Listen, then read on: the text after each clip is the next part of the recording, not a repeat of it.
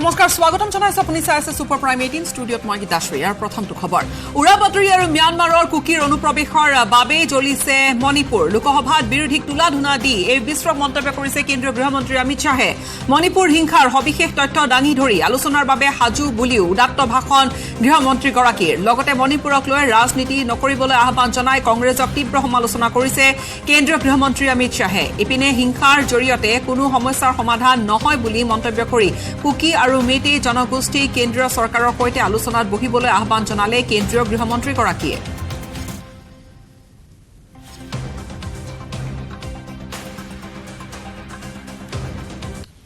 इस सदन के माध्यम से मणिपुर के दोनों समुदायों से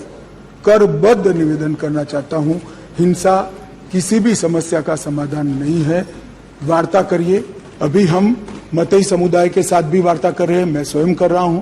कुकी समुदाय के साथ भी वार्ता कर रहे हैं आज भी की थी मैं स्वयं कर रहा हूं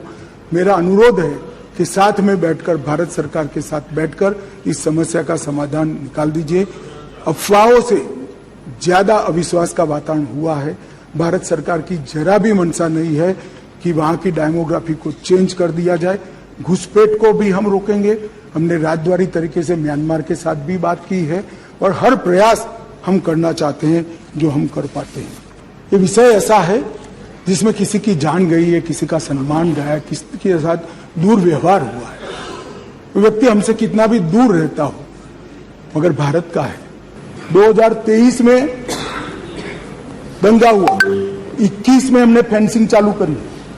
22 में हमने फेंसिंग चालू करी और 23 की शुरुआत में हमने थंब इंप्रेशन और आई इंप्रेशन लेने की शुरुआत की और उसको भारत के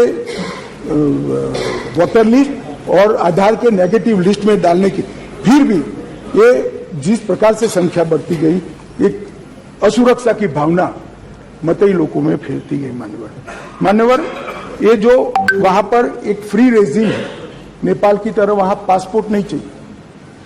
अब ये मत कहना है कि हमने क्यों नहीं करा 1968 से करा हुआ है भाई 1968 से एक समझौता है भारत और ब्रह्मदेश की सरकारों के बीच में कि बॉर्डर के 40 किलोमीटर से जो अंदर आएगा या यहां से 40 किलोमीटर से बाद उसको पासपोर्ट नहीं चाहिए ये समझौता है किसी को रोकना भी असंभव था और इतने हजारों किलोमीटर की बॉर्डर में बाढ़ भी नहीं लगी थी फेंसिंग भी नहीं थी तो संख्या बढ़ती गई और असुरक्षा बढ़ती गई इतने में एक अफवाह फैल गई 29 तारीख अप्रैल को कि 58 ये वसाहतें जो थी शरणार्थियों की उसको गांव घोषित कर दिया गया अब गांव घोषित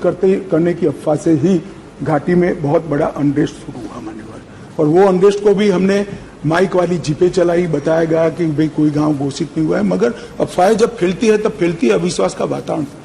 जंगल गांव घोषित कर जो वसाहतें थी उसको तो उनको लगा परमानेंट अब यही बस है तो एक अनरेस्ट खड़ा हुआ उसके बाद में आग में तेल डालने का काम हाईकोर्ट मणिपुर के अप्रैल महीने में आए हुए एक फैसले ने कहा जिसने सालों से पड़ी हुई एक लंबित पिटीशन को अचानक चलाकर ना भारत सरकार के ट्राइबल आयोग को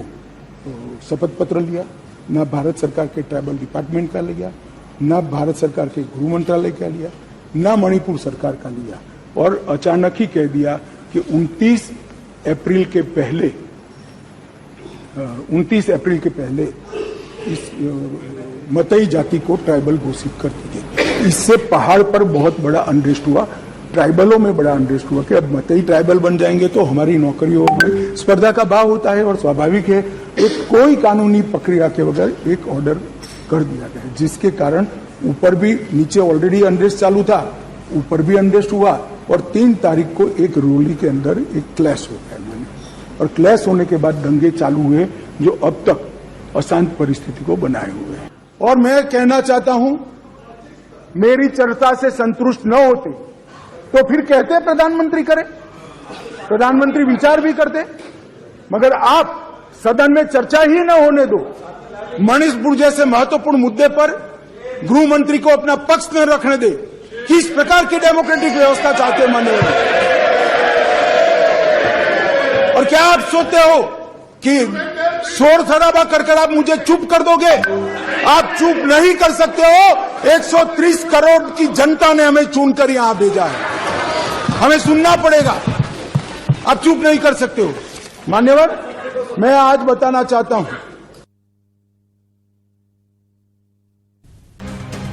ইপিনে মণিপুৰৰ নাৰী নিৰ্যাতনৰ ভাইৰেল ভিডিঅ'ক লৈ সৰব কেন্দ্ৰীয় গৃহমন্ত্ৰী অমিত শ্বাহ। নাৰী নিৰ্যাতনৰ ভিডিঅ' ভাইৰেল হোৱাৰ পিছতে সকলো অভিযুক্তক চিনাক্ত কৰি গ্ৰেপ্তাৰ কৰা হৈছে 9টাকৈ অভিযুক্তক। 4 मई के दिन की दुर्भाग्यपूर्ण घटना है। दुनिया में किसी भी जगह पर, किसी भी स्थान पर किसी महिला के साथ, किसी युवा महिला के साथ इस तरह की घटना समाज के नाम पर धब्बा है। मान्यवर, इसका कोई समर्थन नहीं कर सकता, ना ये सदन कर सकता है, ना कोई पॉलिटिकल पार्टी ना कर सकती, यहाँ की ना वहां की। मेरे मन में एक छोटा सा सवाल मेरे मन में तो नहीं आया, कुछ मीडिया के मित्र जो ऊपर बैठे उन्होंने डाल दिया। उन्होंने मुझे पूछा कि अमित भाई, ये 4 मई का वीडियो संसद सत्र के एक दिन पहले ही क्यों आया? अगर किसी के पास वीडियो था तो वीडियो डीजीपी को देना चाहिए या नहीं देना चाहिए? मानिए, किसी के पास वीडियो था तो पुलिस तंत्र को देना चाहिए या नहीं देना चाहिए? उसको सार्वजनिक करना चाहिए क्या? वो महिला के सम्मान की तो सोचो। इंटेलिजेंस के पास नहीं आया, मगर आपको देना चाहिए था या नहीं देना चाहिए? फिर भी मैं टाइमिंग में ज्यादा नहीं जाना चाहता। सुनिए ना भाई, मैं टाइमिंग में ज्यादा जाना नहीं चाहता। मान्यवर, वीडियो किसी के पास भी था, मैं इन पर आरोप नहीं कर रहा हूं, किसी के पास भी था। अगर उसने डीजीपी को दे दिया होता तो 5 तारीख को ही पकड़ गए होते, क्योंकि जिस दिन वीडियो दिया उसी दिन वीडियो की कॉपी पर से हमने फेस आइडेंटिफिकेशन सॉफ्टवेयर का उपयोग करते हुए सरकारों के डेटा के साथ मिलान करते हुए 9 के 9 लोगों को अरेस्ट कर दिया और वो आज ट्रायल फेस कर रहे हैं जेल में। আনহাতে মণিপুৰ সন্দৰ্ভত কেন্দ্ৰ আৰু ৰাজ্য চৰকাৰৰ ভূমিকাক লৈ পুনৰ সৰব হৈ পৰিল কংগ্ৰেছ সাংসদ গৌৰৱ গগৈ। মণিপুৰৰ মুখ্যমন্ত্ৰীক অপসাৰণ কৰাৰ দাবী উত্থাপন কৰিছে অসমৰ সাংসদ গৌৰৱ গগৈয়ে। প্ৰধানমন্ত্ৰীয়ে নৈতিক দায়িত্ব স্বীকাৰ কৰি মণিপুৰৰ মুখ্যমন্ত্ৰীক অপসাৰণ কৰক বুলিও দাবী কৰিছে গৌৰৱ গগৈয়ে। মণিপুৰ আৰক্ষী থানাৰ পৰা মাৰণাস্ত্ৰ লুট কৰাক লৈও সৰব হৈ পৰা দেখা গ'ল কংগ্ৰেছৰ সাংসদগৰাকী।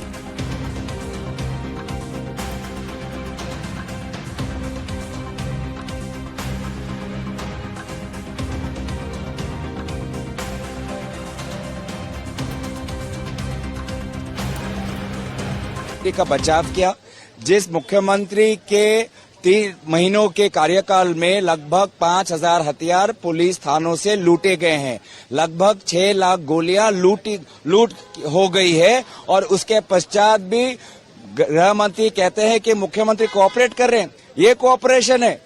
कि भीड़ जाती है पुलिस थानों में और AK-47 लूटते हैं और लोगों पे चलाते हैं, आर्मी के जवानों पे चलाते हैं। ये उनका कोऑपरेशन है, ये बचाव कर रहे हैं। तो पूरी तरीके से ये भाजपा जो मैं पहले कह रहा था कि गृह विभाग विफल है, मुख्यमंत्री विफल है, लेकिन अपनी भूल को कबूल करने की ताकत उनमें नहीं है। देखिए, हम बार बार कह रहे हैं कि इंसाफ हो। मुख्यमंत्री 3 महीने से मणिपुर में संतुलन नहीं ला पाए। 60,000 लोग आज शिविर में हैं और ये कहते हैं कि मुख्यमंत्री कोऑपरेट कर रहे हैं। नहीं चाहिए इस प्रकार का कोऑपरेशन। आज नैतिक तौर पे संवैधानिक अगर दायित्व अगर प्रधानमंत्री का बनता है तो मुख्यमंत्री को बर्खास्त करें। হিংসা চৰ্চাৰ মণিপুৰত নগাৰ সমদল, শান্তি আলোচনা আৰু নগা অধিকাৰৰ বাবে মণিপুৰত এই শান্তি সমদল টামেংলং, সেনাপতি, লগতে উখৰুল আৰু চান্দেল এই জিলাকেইখনৰ জিলা সদৰত সাব্যস্ত হ'ল এই প্ৰতিবাদী কাৰ্যসূচী। মণিপুৰৰ নগা জনজাতিসকলক প্ৰতিনিধিত্ব কৰা প্ৰধান নাগৰিক সংস্থা ইউনাইটেড নাগা কাউন্সিলৰ নেতৃত্বত উলিওৱা হ'ল এই শান্তি সমদল।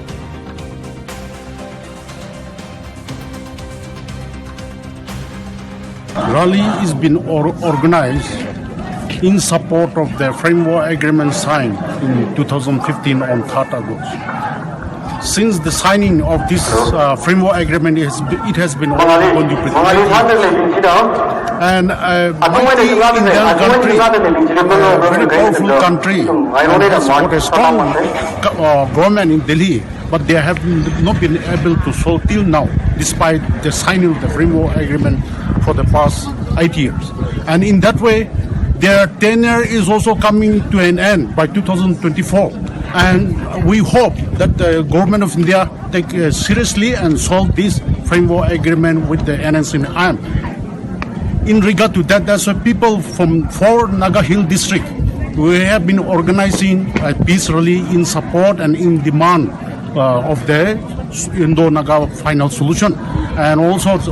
trying to voice to the Delhi government so that they heard our demand and our voice. So that is why in all the 4 districts in Manipur, Ukhrul, Tamenglong, Chandel, Sanapati, the United Naga Council have organized, and the district organization have been hosting this rally under the aegis of the United Naga Council. Breaking news আহিছে এই মুহূৰ্তত ঘোষ লৈ গ্ৰেপ্তাৰ হৈছে ৰাজ্যিক কৰ অধীক্ষক তথা কৰ পৰিদৰ্শক নীৰেণ ভট্টাচাৰ্য। ঘোষ লৈ আৰু এগৰাকী শীৰ্ষ বিষয়া ধৰা পৰিছে। জিএছটিৰ কামৰ বাবে 10,000 টকা ঘোষ লওঁতে চিএম ভিজিলেন্সে হাতে লোটে গ্ৰেপ্তাৰ কৰিলে কৰ অধীক্ষক নীৰেণ ভট্টাচাৰ্য। গণেশগুৰিৰ কৰ ভৱনত থকা জিএছটি আয়ুক্তালয়তে হাত দাঙিবলগীয়া হ'ল ৰাজ্যৰ এগৰাকী শীৰ্ষ বিষয়াই। বুধবাৰে সন্ধিয়া 6:10 গ্ৰেপ্তাৰ হোৱা নীৰেণ ভট্টাচাৰ্যই জিএছটিৰ কামৰ বাবে এগৰাকী লোকৰ পৰা দাবী কৰিছিল 10,000 টকা। কিন্তু ঘোষ দিয়াৰ পূৰ্বে লোকজন কাষ চাপিল মুখ্যমন্ত্ৰীৰ দুৰ্নীতি নিবাৰক আৰু তদাৰকী শাখাৰ আৰু অভিযান চলিল, জাল মেলি দিলে দুৰ্নীতি নিবাৰক শাখা আৰু তাৰ পিছতে হাত দাঙিবলগীয়া হ'ল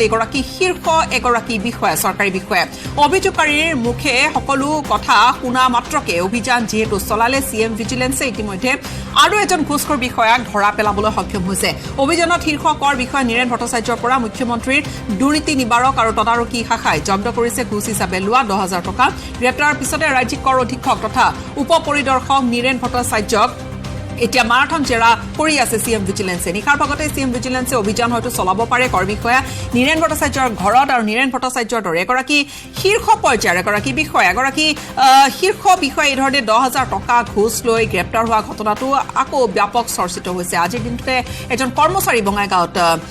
কেৰাণী এজন ধৰা পৰিছিল, হাত দাঙিবলগীয়া হৈছিল ঘোষ বিচাৰি ঘোষ লৈ। আৰু এইবাৰ এগৰাকী শীৰ্ষ বিষয়া কৰ অধীক্ষক, ৰাজ্যিক কৰ অধীক্ষক তেওঁ তথা উপ পৰিদৰ্শক নীৰেণ ভট্টাচাৰ্যক মাৰাথন জেৰা বৰ্তমান চলাইছে। অধিক জানিম আমি পোনপটীয়াকৈ সংযুক্ত হৈছো আমাৰ সাংবাদিক হীৰকজ্যোতি মালাকাৰৰ সৈতে। হীৰক, শীৰ্ষ বিষয়া এগৰাকী কিন্তু এই ঘোষ ল'বলৈ লাজ নালাগে, ঘোষ বিচাৰে নহলে কাম কৰি নিদিয়ে। আৰু এই যি ধাৰা এজনৰ পিছত এজনে হাত দাঙিবলগীয়া হৈছে, সঁচাকৈ একাংশ কি পৰ্যায়ৰ দুৰ্নীতিগ্ৰস্ত বিষয়া আছে গোটেই চৰকাৰৰ প্ৰশাসনৰ, সেয়া কথা আকৌ পোহৰলৈ আনিছে এই ঘটনাটোৱে। নিশ্চয়কৈ গীত আছে, যিহেতু শেহতীয়াভাৱে কিছুদিন ধৰি বা যদি চাব যে 6টা মাহৰ ভিতৰত যথেষ্ট যি দুৰ্নীতিগ্ৰস্ত যিসমূহ বিষয়া আছে সেই বিষয়াসমূহ গ্ৰেপ্তাৰ হোৱা বা হাত ডঙা দেখিবলৈ পোৱা গৈছে। আৰু শেহতীয়াভাৱে দুৰ্নীতি যি নিবাৰণ শাখা আছে সেই দুৰ্নীতি নিবাৰণ শাখা আজি যিহেতু বিয়লি ভাগত ইয়াত নীৰেণ ভট্টাচাৰ্য নামৰ যিজন উপ কৰ পৰিদৰ্শক আছে তেওঁক ইতিমধ্যেই হাত ডঙাইছে। অৰ্থাৎ তেওঁ এজন ব্যক্তিৰ পৰা 10,000 টকা ঘোষ লৈছিল। জিএছটি যি অনলাইন কাম হয় সেই অনলাইন কামৰ নামত 10,000 টকা ঘোষ লৈছিল। ঘোষ লোৱাৰ সময়তেই তেওঁ যিহেতু দুৰ্নীতি নিবাৰণ শাখাৰ যিসকল লোক থাকে তেওঁলোকে ইয়াত আহে আৰু আহা হাতে লোটে ধৰা পৰে। তাৰপিছতে তেওঁক ইতিমধ্যে গ্ৰেপ্তাৰ কৰা হৈছে। আৰু শেহতীয়াভাৱে চাব যায় এই যিজন নীৰেণ ভট্টাচাৰ্য নামৰ যিজন কৰ উপ পৰিদৰ্শকৰ কথা কোৱা হৈছে, তেওঁ হাতীগাঁও যি শেৱালি পথৰ বাসগৃহ আছে সেই বাসগৃহটো অভিযান অব্যাহত ৰাখিছে। অভিযান অব্যাহত ৰখা এটাই কাৰণ যাতে কোনো ধৰণৰ যিবোৰ আচলতে নথিপত্ৰ আছে নথিপত্ৰসমূহ যাতে লুকুৱাই নাথাকে তাৰ প্ৰতি লক্ষ্য ৰাখি তেওঁলোকে যি সময়ত ইয়াত যি সময়ত তেওঁক হাত ডঙা হয় বা গ্ৰেপ্তাৰ কৰা হয় তাৰ পিছতেই এই যি হাতীগাঁও যি বাসগৃহ আছে বাসগৃহত ইতিমধ্যে অভিযান অব্যাহত ৰখা বা হুটপুচ অভিযান অব্যাহত ৰখা জানিব পৰা গৈছে। আৰু বিশেষকৈ যি এই গণেশগুৰি কৰ ভৱন আছে সেই কৰ ভৱনটো ইতিমধ্যে যিহেতু মাৰাথন জেৰা অব্যাহত ৰখা হৈছে। যিজন নীৰেণ ভট্টাচাৰ্যৰ হুটপুচ অব্যাহত ৰাখিছে। আচলতে তেওঁক কিহৰ বাবে লৈছিল বা কিয় লৈছিল বা আগে বাৰু প্ৰায় এনেধৰণৰ লৈছিল নেকি, এনেধৰণৰ হুটপুচ অব্যাহত ৰখা হৈছে। আৰু সেই দৃশ্য আমি দেখাবলৈ চেষ্টা কৰিম যিহেতু ভিতৰত প্ৰৱেশ কৰিবলৈ দিয়া হোৱা নাই। আৰু মই ক'ব বিচাৰিম যে এইগৰাকী উপ পৰিদৰ্শকৰ বিৰুদ্ধে বিভিন্ন ধৰণৰ ইতিমধ্যে অভিযোগ বিভিন্ন সময়ত উত্থাপন হৈ আহিছে। আৰু যিটো আপুনি কক্ষ দেখিছে সেই কক্ষটোতে ইতিমধ্যে মাৰাথন জেৰা অব্যাহত ৰখাৰ কথা এই মুহূৰ্তত জানিব পৰা গৈছে। আৰু যিসমূহ ইয়াৰ বিষয়া আছে সেই দুই এজন বিষয়াকো হুটপুচ অব্যাহত ৰখাৰ কথা দুৰ্নীতি নিবাৰক শাখাই হুটপুচ অব্যাহত ৰাখিছে বুলি জানিব পৰা গৈছে। আৰু বিশেষকৈ ক'ব বিচাৰিম যে আজিৰ দিনটোত দ্বিতীয়টো এইটো ঘটনা হৈছে। প্ৰথমটো ঘটনা যিটো বঙাইগাঁৱত সংঘটিত হৈছিল, য'ত এজন কেৰাণীক হাত ডঙা হৈছিল। তাৰপিছতে বিয়লি 6:10 তেওঁক যি সময়ত আচলতে এজন লোকৰ পৰা জিএছটি অনলাইনৰ নামত পইচা খুচিৰ বা হাতীগাঁৱত ঘৰ নে আৰু কৰবাত অভিযান চলাৰ সম্ভাৱনা আছে তেওঁৰ বাসগৃহ আৰু কৰবাতো আছে নেকি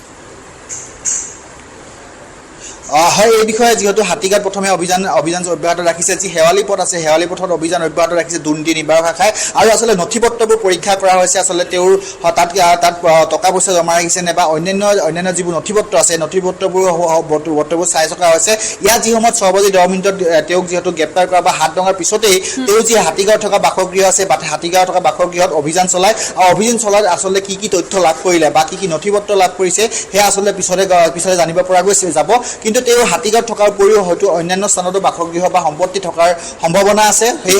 সম্ভাৱনা থকাৰ বাবে হয়তো পিছলে সেই স্থানতো অভিযান চলোৱা দুৰ্নীতি নিবাৰক শাখাই অভিযান চলোৱা দেখিবলৈ পোৱা যাব বিশেষকৈ চাব যায় আপুনি যিসমূহ বিষয়াক ইতিমধ্যে দুৰ্নীতি নিবাৰক শাখাই গ্ৰেপ্তাৰ কৰিছে তাৰে পিছতেই কিন্তু তেওঁলোকৰ ঘৰত অজ্ঞাত সম্পত্তি বা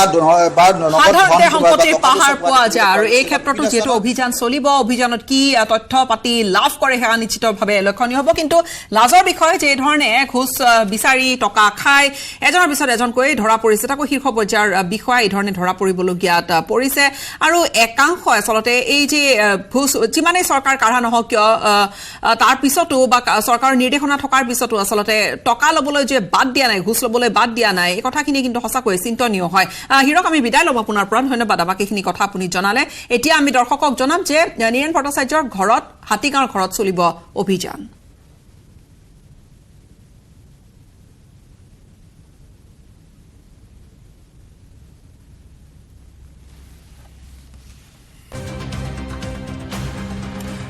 ৰাইজিং ইণ্ডিয়া শীৰ্ষ সন্মিলনে আপোনালোকৰ মাজলৈ লৈ আনিছে সাহস আৰু উৎসাহজনক এক কাহিনী প্লাষ্টিকৰ বিৰুদ্ধে যুঁজখন চলাই নি গুজৰাটৰ ৰাজীবেন ভাংকাৰে নিজৰ লগতে আন 10 গৰাকীকো সংস্থাপনৰ বাট মুকলি কৰিবলৈ সক্ষম হৈছে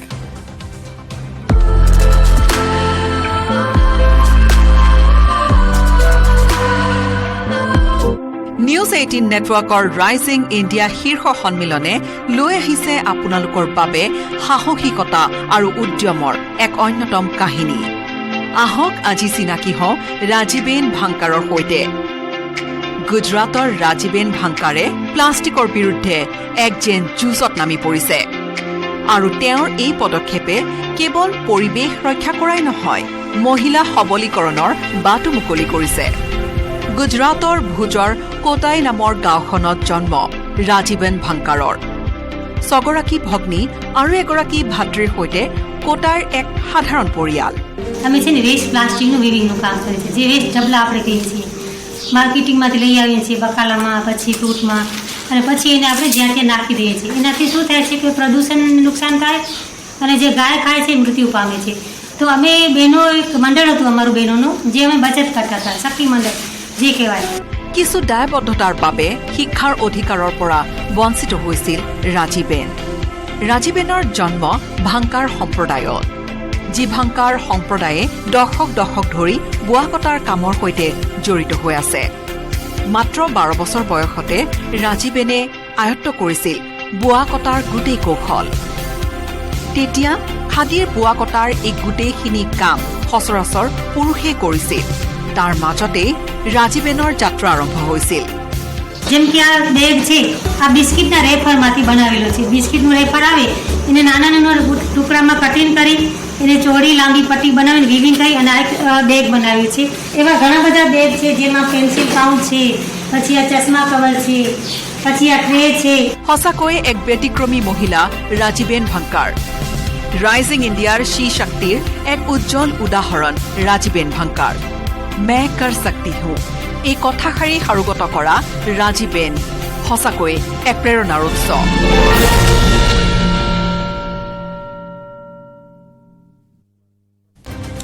খবৰধাৰা আমি অব্যাহত ৰাখিম সময়খিনিতে এটা চমু বাণিজ্যিক বিৰতি সাধাৰণ ষ্টীল এনেকৈ পৰে মাইথন ষ্টীল এনেকৈ পৰে ধমকৈ